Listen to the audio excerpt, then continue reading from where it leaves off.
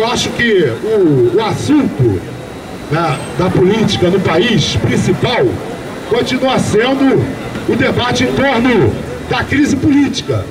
Essa crise grave, né, que atinge a presidência da República, a Câmara dos Deputados, que envolve aquele velho tema, né, do nosso país, aquele velho problema, o problema da corrupção.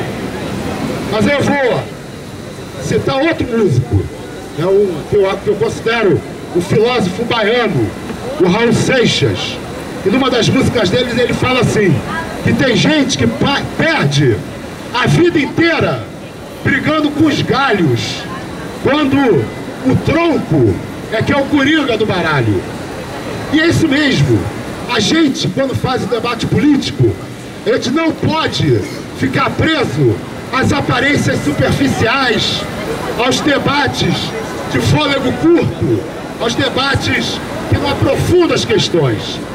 A crise política que nós vivemos no nosso país, ela tem suas raízes históricas na permanente submissão do Estado brasileiro aos interesses do grande capital.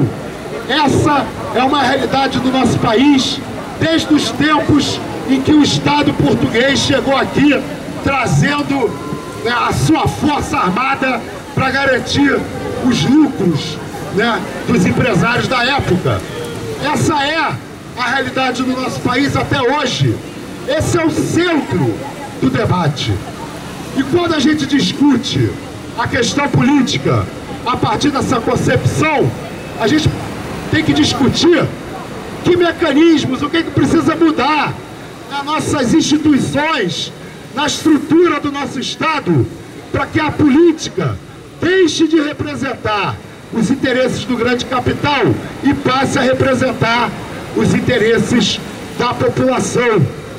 Isso passa por reformas profundas, por mudanças que façam com que a distância entre o poder e a população seja cada vez menor, mais curto. Isso se constrói, por exemplo, com propostas como a revogabilidade de mandato. Isso existe em vários lugares do mundo. Na Califórnia, inclusive, nos Estados Unidos, aquele governador republicano, né, que, aliás, na sexta-feira passada eu falei, se eu não me engano, na outra, do mau ator Ronald Reagan. Agora é outro mau ator, né, o Arnold Schwarzenegger. Ele fica bom quando ele faz papel de robô, né? Ele não precisa mudar as expressões faciais. Ele foi governador da Califórnia, eleito a partir da cassação do mandato do governador anterior, feito pelo povo em referendo. Na Venezuela, existe a revogabilidade de mandato. Inclusive tentaram revogar o mandato do Hugo Chávez no início dos anos 2000, em 2001, se eu não me engano. Fizeram um abaixo-assinado, conseguiram as assinaturas mínimas, foi feito um referendo para o povo votar se o Hugo Chávez deveria ou não continuar no governo. Nós precisamos trazer isso para o Brasil. Hoje, a gente entrega um cheque em branco. A única maneira de afastar o presidente da República, o governador, o prefeito, é ou se ele renunciar, ou se ocorrer o impeachment. Mas o impeachment, ele é um instrumento para punir o crime. Não é para punir o estelionato eleitoral, por exemplo, para punir uma traição programática que um presidente, um governador ou um prefeito faça. Esse é o instrumento que aumenta o poder popular, que aumenta a capacidade da população de pressionar os governantes para que eles cumpram os programas pelos quais eles foram eleitos. Outro instrumento fundamental para a gente fazer mudanças que façam com que o poder esteja submetido ao cidadão e não ao grande capital é a proibição da contribuição empresarial para as campanhas eleitorais. E mais do que isso, tem que se definir um teto baixo para as contribuições individuais. Imagine uma grande empresa querendo doar 3 milhões para uma campanha. Se a única forma de contribuição for contribuição individual de R$1.000, o cara vai ter que arrumar 3.000 laranjas para conseguir enfiar 3 milhões de reais numa campanha eleitoral, ele vai ter problemas, vai fazer 3 mil laranjas ficarem calados, né? Vai ser um problema. A turma tem dificuldade de controlar a boca de laranjais muito menores do que esses. Os partidos políticos têm que ser sustentados pela sua militância.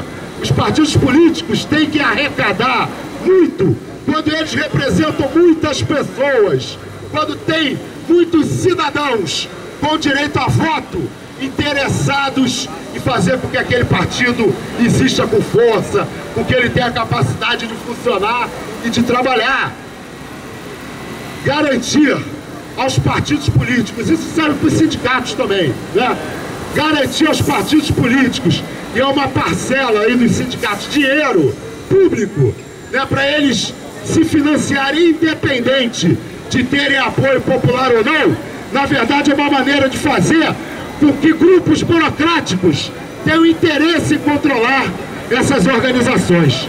Por isso, para ficar com dinheiro, por isso, eu acho que uma das reformas essenciais para a gente defender no debate sobre a reforma política é o fim da contribuição empresarial e o limite baixo para contribuições individuais para os partidos políticos e as candidaturas.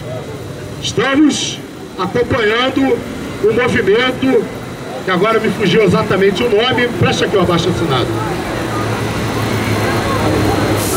Aqui estamos recolhendo as assinaturas para a coalizão pela reforma política democrática e eleições limpas, recolhendo assinaturas para que a gente consiga encaminhar efetivamente uma reforma política que transforme as relações políticas do nosso país a favor da população, a favor do cidadão e da cidadã.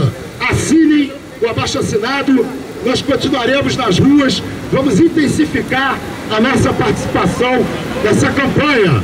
E não basta nós combatermos os efeitos, precisamos combater as causas, precisamos combater os mecanismos que fazem com que o Estado brasileiro esteja a serviço das grandes corporações e não do povo do nosso país.